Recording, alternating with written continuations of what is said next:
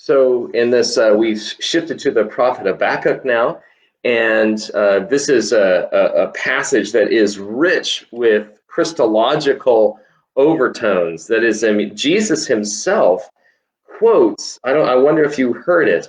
He quotes from the prophet Habakkuk when he enters into Jerusalem, and the Pharisees and say to when has everybody saying Hosanna to the Son of David, the Pharisees say, don't you hear what they're saying? You need to shush them.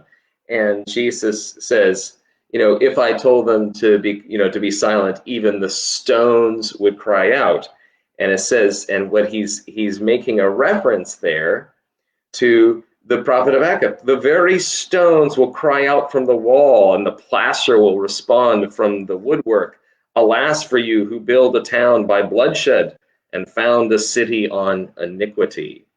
So, in a sense, yes, he's saying that when you read that just by itself in the gospel, it's meaningful.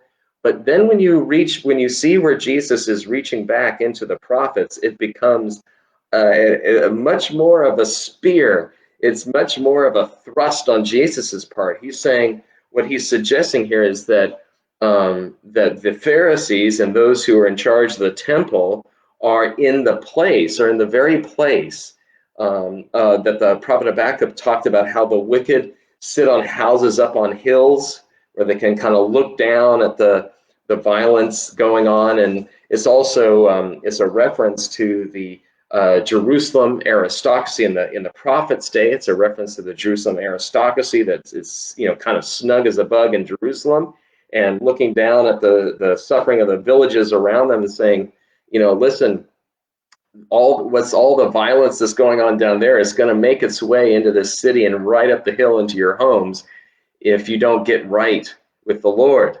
That the righteous will live by trusting in the Lord's power, and that those who build a kingdom on violence, on wickedness, their spirit is not right in them. That it can never go well when one's authority, when one's power is built on violence and oppression of others, taking from others. And so that's what, in a sense, Jesus is saying. You founded a city on bloodshed, and in particular, Jesus speaks of his own blood that will be shed, and looks forward to his passion and his suffering death on the cross. But then this is a favorite of Paul's and of the Apostolic Church. But the earth will be filled with the knowledge of the glory of the Lord as the waters cover the sea.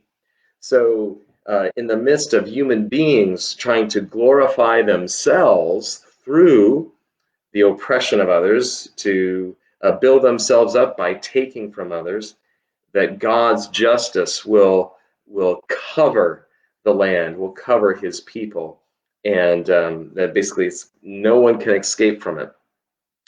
But here, in a sense, in the midst of all this, in the midst of, until the Lord responds with his justice, because of the sacrifice that Jesus made, because he rode up that Mount Zion and then walked up that hill of Golgotha, that because of that, we can trust in the Lord's faithfulness to us.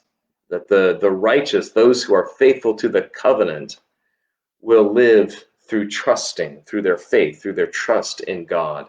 And so we're called to express our trust in God by being faithful to his ways, to be faithful to the way of mercy and suffering love, to reject all forms of violence and domination of others as a part of our witness.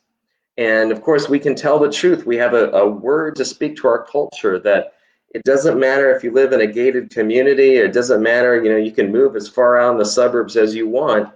But if you in a sense, if you benefit from a culture of violence, that violence will find its way right to your very front door.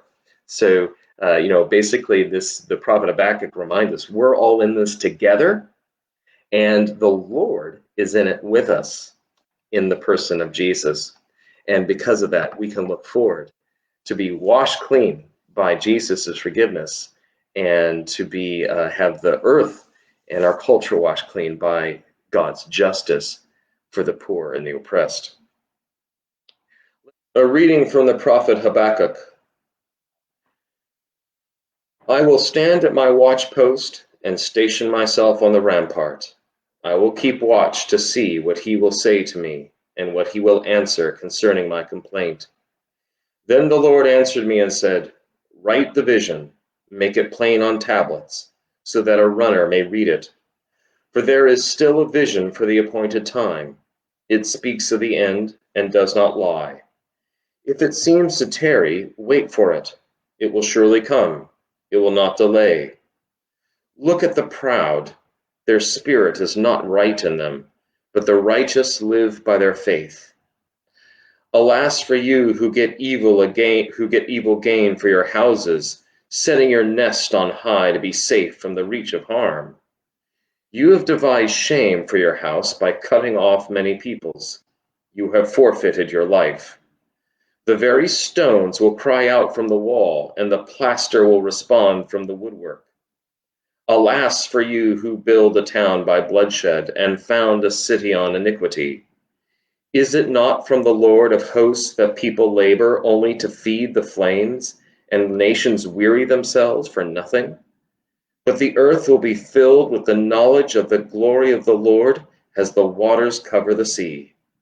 Alas for you who make your neighbors drink, pouring out your wrath until they are drunk, in order to gaze on their nakedness. You will be sated with contempt instead of glory. Drink you yourself and stagger. The cup in the Lord's right hand will come around to you, and shame will come upon your glory. For the violence done to Lebanon will overwhelm you. The destruction of the animals will terrify you. Because of human bloodshed and violence to the earth, to cities and all who live in them. What use is an idol once its maker has shaped it? A cast image, a teacher of lies. For its maker trusts in what has been made, though the product is only an idol that cannot speak. Alas for you who say to the wood, wake up, to the silent stone, rouse yourself. Can it teach? See, it is gold and silver plated, and there is no breath in it at all. But the Lord is in his holy temple. Let all the earth keep silence before him. The word of the Lord. Thanks be to God.